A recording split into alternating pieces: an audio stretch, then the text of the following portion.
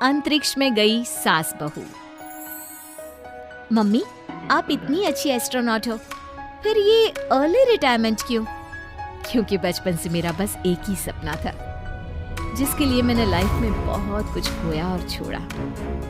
लेकिन अब इस अर्ली रिटायरमेंट के जरिए मैं बस तुम दोनों के साथ और पास रहकर बिना किसी हड़बड़ी की जिंदगी जीना चाहती हूँ। सास की बात सुनकर काजल मुस्कुराकर चली जाती है।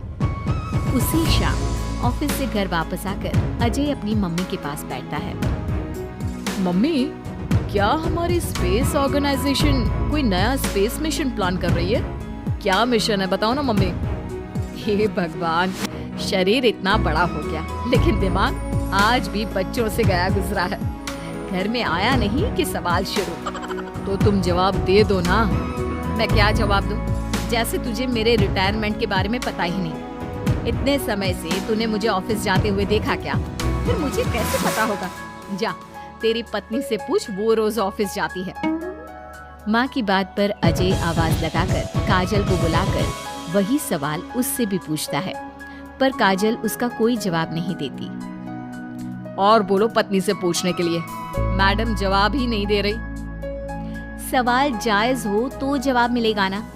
तुम्हें अच्छे से पता है, कॉन्फिडेंशियलिटी रूल्स के चलते हम किसी से भी ऑर्गेनाइजेशन और मिशन से रिलेटेड कोई बात नहीं कर सकते। वो तो पता है, लेकिन मुझसे भी छुपाने का मतलब समझ में नहीं आया। वो मम्मी, रिटायरमेंट एप्लीकेशन के बाद से आपने ऑफिस भी आना बंद कर दिया।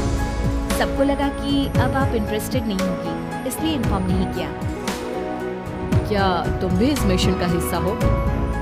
मैं ही इस मिशन की लीड साइंटिस्ट हूँ। ये हमारा अब तक का सबसे बड़ा और इम्पोर्टेंट मिशन है। अगर ये सक्सेसफुल हो गया तो दुनिया में हमारे नाम के साथ मेरा प्रमोशन भी पक्का है।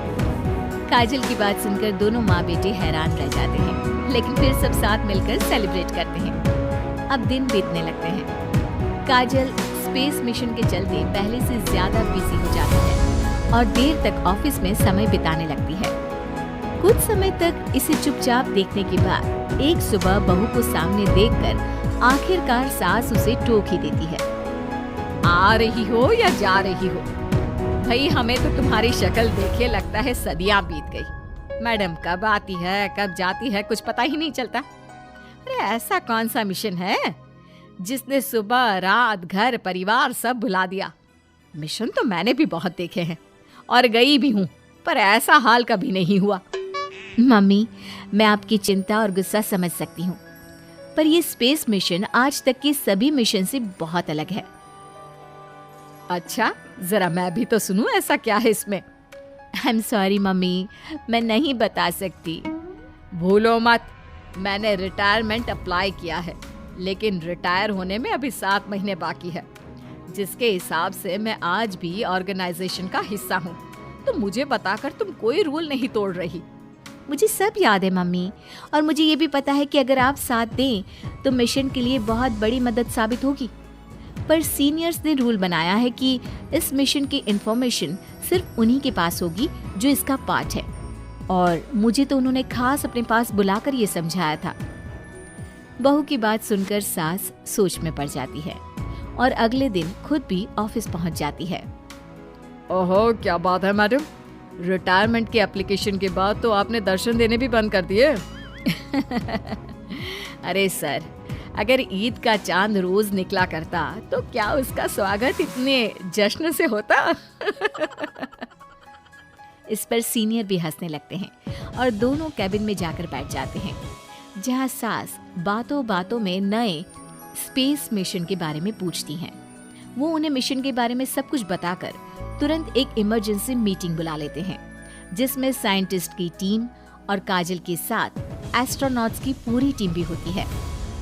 तो ये है हमारी टीम, जो सब कुछ भूल कर दिन रात इसी मिशन पर काम कर रही है। अगर आप भी हमें ज्वाइन कर ले तो सोने पर सुहागा हो जाएगा। अगर आप मुझे टीम में चाहते थे तो पहले कांटेक्ट क्यों नहीं किया?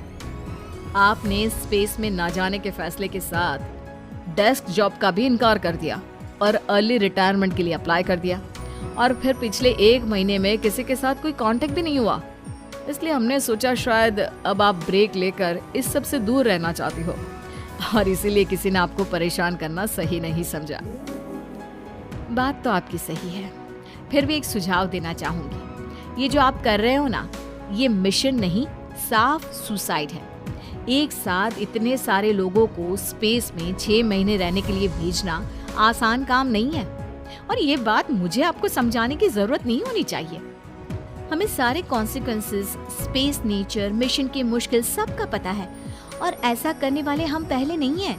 इसलिए ये भी साबित है कि काम हो सकता है।